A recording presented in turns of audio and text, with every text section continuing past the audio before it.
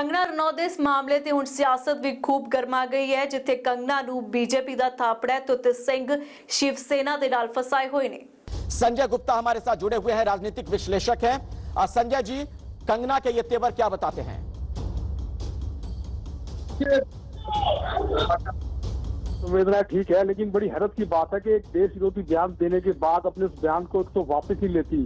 मतलब एक तो मुंबई जिसको अपनी कर्म भूमि मानती है, आज जय हिंद जय महाराष्ट्र कह रही हैं, लेकिन जब इन्होंने ये कहा कि मुंबई जो है एक पाक ऑक्युपाइड कश्मीर बन गया है, तालिबानी बन गया है, मतलब इसी बयान के ऊपर तो सारा ये हंगामा हुआ। मतलब इस बयान को अगर वो अपने, और बीजेपी ने भी इस बयान का समर्थन नहीं किया है, मतलब समर्थन किया नहीं और फिर भी उन्हें वाइजेट सिक्योरिटी दे दी। उन्हें कम से कम बीजेपी को, केंद्र सरकार को ये तो कहना चाहिए था कि आप अपने इस बयान को वापस लें। मतलब इस बयान को देश विरोधी, एक तो इन्होंने जो फिल्म की, एक रानी झांसी बाई फिल्म की, हम तो हमारे दिल में तो बहुत इज्जत मान सम्मान था। मतलब हमारे दिल में तो ये था कि इन्होंने जितने से रोल अदा किया तो हमें लगता था कि रानी झांसी का रोल बहुत अच्छे से इन्होंने अदा किया, लेकिन रानी झांसी ने जो है अपने देश के लिए, स्वतंत्रता संग्राम के लिए अपनी कुर्बानी दी थी। मगर आज ये एक तो देशद्रोही बयान दिया और ऊपर से उस देशद्रोही बयान देने के बाद जी बात आगे बढ़ गई है। आपने शायद सुना नहीं क्या कुछ कहा कंगना ने। वो तो कह रही हैं कि कश्मीरी पंडितों पर क्या कुछ गुजरा था, ये मैंने सुना था, लेकिन अब मैं महसूस कर रही हूँ, और ना सिर्फ अयोध्या बल्कि अब कश्मीर पर भी फिल्म बनाऊंगी। बड़ा अच्छा है, आज वो महसूस कर रही है देश भावना है, इसका हम सम्मान करते हैं। कश्मीर पे ही बनाए और राम मंदिर पे ही बनाए, किसी पे भी बनाए, इसमें तो इनकी ये कोई अच्छी, ये तो कोई बुरी बात नहीं है, अच्छी बात है। मगर अपने उस एक बयान पर अड़े रहना और अपने आप को देशभक्त कहना, हमें नहीं लगता कि ये जो कंगना रनावत कर रही है ठीक कर रही है। अपने देश विरोधी बयान को वापस लेने के बाद फिर वो सरकार से लड़े तो समझ में आता है। थप्पड़ मारने की बात कही थी सूरजपाल जी, कुछ कह रहे हैं संजय गुप्ता ने भी सर, संजय गुप्ता ने एक न्यूज चैनल पर कंगना रनावत को चप्पल और थप्पड़ मारने की बात कही थी। मैंने ऐसा नहीं कहा। उद्धव ठाकरे का, संजय राउत का, संजय गुप्ता का कल्चर कहा है आपने? झूठ बोल रहे हैं, मैंने ऐसा नहीं कहा, झूठ बोल रहे हैं। आपको अपनी गलती माननी चाहिए। आप महिलाओं का सम्मान नहीं करते, आप अच्छा काम कीजिएगा। आप कसम खाकर चैनल पर बोले, आपने कंगना रनावत को थप्पड़ मारने की बात नहीं कही। आप कसम खा गए संजय गुप्ता, मैं राजनीति छोड़ दूंगा। आपकी रिकॉर्डिंग मेरे पास है। आपने थप्पड़ मारने की बात नहीं कही हो तो क्या सम्मान करोगे महिलाओं का? आप महिलाओं का सम्मान कर सकते हो? अम्मू दादा, मैंने जो कहा मैं आपके साथ डिबेट ही नहीं करना चाहता।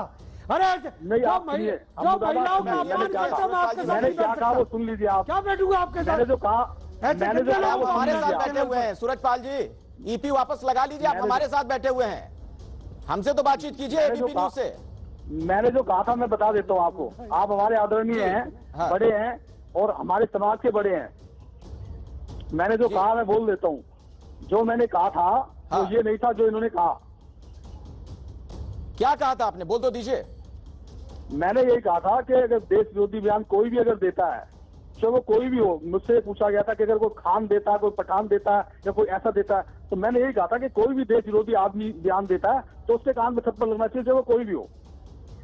संजय जी, आपको पता है कंगना ने जो बातें कही अभी थोड़ी देर पहले अपने संबोधन में, उसमें उन्होंने ये भी कहा कि ये वक्त का पहिया है, ये घूमता रहता है। आज मेरा घर टूटा है, कल तेरा घमंड टूटेगा, उद्धव ठाकरे को कह रही हैं वो।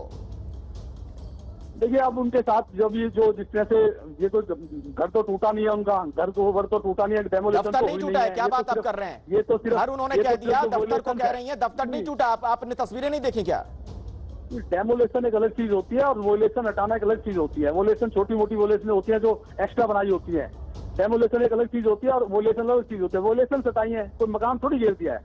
अच्छा, तो क्या ये प्रतिशोध में कार्रवाई नहीं की है बीएमसी ने? बीएमसी में किसका कब्जा है? नहीं तो बीएमसी में तो अब ये प्रतिशोध की कार्रवाई तो जब देवेंद्र फडणवीस मुख्यमंत्री थे तब, जब उन्होंने, जब एक अनिल शर्मा ने, कपिल शर्मा ने प्रधानमंत्री साहब के खिलाफ एक ट्वीट किया था कि फिर आप वहीं पहुंच गए, तो फिर आपकी रिकॉर्डिंग फंस गई। वही तो मैं कह रहा हूं कि जब उन्होंने किया तो अब ये कर रहे हैं, तो आप सही मानते हो ना इसे? तभी तो हम कह रहे हैं कि बदलापुर है। ये सरकार को चैलेंज करते हैं, कोई भी आदमी जब इस तरह से चैलेंज करता है तो ये तो जब भी हुआ था और अब भी हुआ है। सरकार को चैलेंज करेंगे तो सरकार भी तो, मतलब कैसी बातें कर रहे हैं संजय जी? सरकार को चैलेंज करेंगे? ये कोई राजशाही है क्या? लोकतंत्र है, अगर सरकार के खिलाफ किसी को बोलना है तो बोलेगा, इसमें क्या दिक्कत है? मतलब कोई देशद्रोही बयान आपको देगा, पता है ना कि संविधान में ये अधिकार दिया गया है, देशद्रोही व्यक्ति की बयान को- आजादी है, मौलिक अधिकार है, फंडामेंटल राइट है। देशद्रोही बयान को आप देशद्रोही बयान की जो है उसकी आप समर्थन करते हैं? जो देशद्रोही बयान उन्होंने दिया कि मुंबई जो है पाकिस्तान बन गया, क्या आप इसका समर्थन करते हैं? मुंबई में तो पिछले कई सालों से रहती हैं, 20 साल से रहती हैं। अब 20 साल से मुंबई में रहते, किसने क्या कहा इनको? कभी किसने कुछ नहीं कहा। अपना आशियाना संजय जी, बनाया, आप हमारे सब साथ कुछ किया, जुड़े रहें। किसने कुछ अब कहा? संजय जी, आप हमारे साथ जुड़े रहिए, मैं आपके पास लौटूंगा दोबारा। अब हमारे साथ हमारी सहयोगी रोमाना भी जुड़ गई हैं, खबरों के सिलसिले को आगे बढ़ाएंगी। रोमाना। तो देखिए, इस वक्त की सबसे बड़ी खबर यही है कि मुंबई का अंगना, शिवसेना वर्सेस कंगना, और अब ये पूरा मामला बदलापुर की तरफ बढ़ता हुआ नजर आ रहा है। लेकिन कंगना रनौत ने जिस तरीके से अपना वीडियो जारी किया है, उससे यह साफ हो गया है कि कंगना रनौत जो है अब वो इस लड़ाई को आगे बढ़ाएंगी और इसे मंजिल तक पहुंचाएंगी। निर्णायक फैसला इस लड़ाई में होकर रहेगा। ये युद्ध धर्म बनाम अधर्म का कंगना रनौत की तरफ से ये सुबह ही हुंकार भर दी गई थी। जिस तरीके से ट्वीट किया था कंगना रनौत ने, ये कहते हुए कि साहब ये जो मेरा दफ्तर है ना, ये मेरे लिए राम मंदिर से कम नहीं। और ये देखिए, बाबर की सेना आई है, इतिहास दोहराया जा रहा है, राम मंदिर तोड़ा जा रहा है, लेकिन पुनः निर्माण होगा। जय श्री राम। और अब शाम होते होते कंगना रनौत का ये बड़ा बयान सीधे उद्धव ठाकरे को चुनौती दे रही हैं। उद्धव ठाकरे, तुम्हें क्या लगता है, आज मेरा घर टूटा, कल तेरा घमंड टूटेगा? ये कंगना रनौत के तेवर। आगे उद्धव ठाकरे पर सीधा प्रहार करते हुए है कि ये वक्त का पहिया है। उद्धव ठाकरे, याद रखना, ये वक्त का पहिया बदलता है। जरा सुनिए किस अंदाज में उद्धव ठाकरे पर कंगना रनौत ने किया है ये बड़ा प्रहार। उद्धव ठाकरे, तुझे क्या लगता है कि तूने फिल्म माफिया के साथ मिलके मेरा घर तोड़ के मुझसे बहुत बड़ा बदला लिया है? आज मेरा घर टूटा है, कल तेरा घमंड टूटेगा। ये वक्त का पहिया है, याद रखना, हमेशा एक जैसा नहीं रहता। और मुझे लगता है कि तुमने मुझ पर बहुत बड़ा एहसान किया है, क्योंकि मुझे पता तो था कि कश्मीरी पंडितों पे क्या बीती होगी।